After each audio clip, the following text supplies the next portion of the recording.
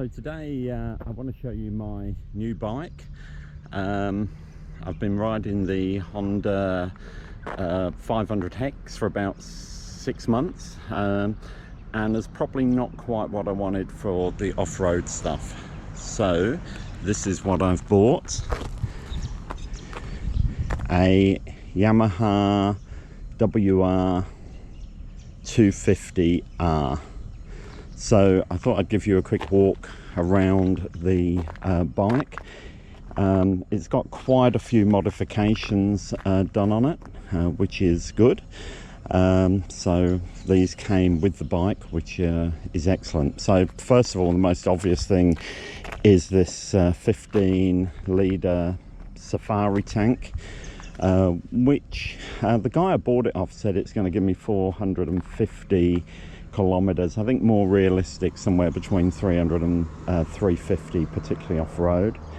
You can see that down here it's got a lowering link in, so the bike has been lowered, and these bikes do have very high ceiling, so even for me, who's a bit tall, I think it is quite good to have it lowered. It doesn't have the stock exhaust. It's got a GYTR exhaust, which seems really good, and it's a bit louder than the Honda, but I think that's good. It's got the standard back end to it, so at some point I will probably get a tail tidy for that. It has had the handlebars changed, so it has got the Pro Tapper handlebars on, which is good, which I think will be a little bit more robust. I have already put a mounting on for a camera. I do want to put a GoPro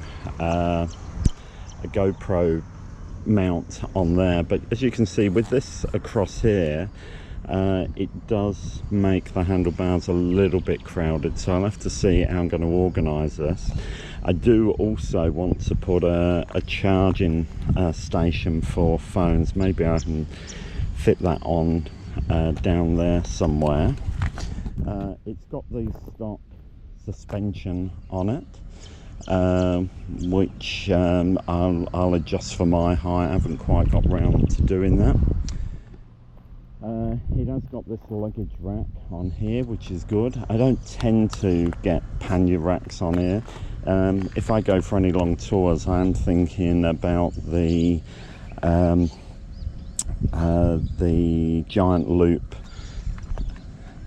Coyote bag to go on there, which doesn't need, I think it comes down, and I think that heat shield will be fine. It came with a new set of tyres, so it's really great that on the front it's got the Pirelli MT10s, and we got those fitted yesterday, and on the back a Dunlop D606, so I'm really pleased with those tyres. I think they look great, and they're going to give me much more traction than I was getting with the Honda Trail Max tyres. So it was great that it came with those, and we got those fitted yesterday, so obviously taking it a little bit easy in riding the bike while those tyres get worn in a little bit. It's a 2019 bike with about 7,500 kilometers on, all the original tools in there. I think I'm going to put another tool tube in there to carry tyre levers and spare inner tubes. I think I'll add that to it, and as I said, the tail tidy. But I just think this is just going to be a much nicer bike for going off-road. I do love the Honda, but definitely for my level of riding, I was just not feeling very secure. And I went on a tour of East Timor and rode the CRF 150, and that really opened my eyes to the virtues of small bikes. So I was dreaming probably of an Africa Twin or a Tiger, something along those lines, but actually I think that this will probably be as far as I go, but who knows. So I'm still on a restricted license, so I can only go up to 650, but I think this little 250 is going to be great. On the road with the old tyres on, I could get it up to 120 and it sat there quite nicely. I think you could have pushed it up probably to the 130, maybe a little bit beyond, but I'm not sure I'd have been happy going at that kind of speed on it. And I think just being able to do 210, 220, just to keep out of trouble with the road trains is really pretty good. I am very pleased about that tank. If we do any big trips, and I do plan to take it over to Nhulunbuy later in the year, I think that's going to be great. Anyway, so that's the 250. So let's have a look at these two bikes together, my two bikes. So there's the Honda 500X, and there's the Yamaha WR 250. Look, I think they're both great bikes, but obviously very different. Only a 17-inch wheel on the Honda, which makes tyre selection really difficult, whereas the 21 wheel on the front and the 18 on the back of the WR makes getting tyres much easier. I've also been a bit worried about the clearage in there if you've got really muddy tracks, although I know that you can lift that off, but obviously plenty of space in there for muddy tracks.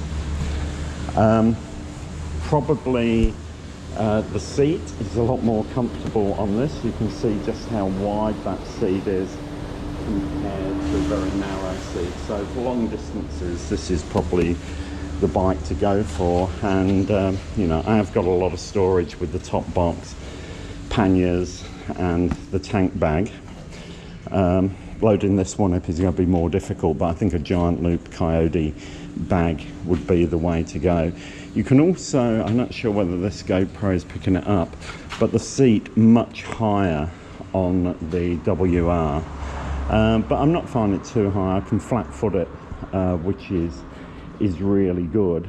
I think the main difference is those wheels and the tyre selection, and of course the WR, although not a particularly light off-road bike, is a lot lighter than the Honda. So two different bikes for two different things. Definitely the Honda will stay. It's great for taking into work. It's a great commuter, and I think long rides, mainly on roads with the odd gravel road, I think the Honda is the way to go. But for serious other roads, then off-road, then I think the WR. A couple of other vehicles of mine in the stable. There's a 1968 MGB, and over here the 1978 Triumph TR7, and then I've also got a 1958 Land Rover. So the stable is looking pretty good at the moment, I have to say. Anyway, I hope you enjoyed meeting my new bikes, and anyway, if you like the video, please like it and subscribe. That would be great.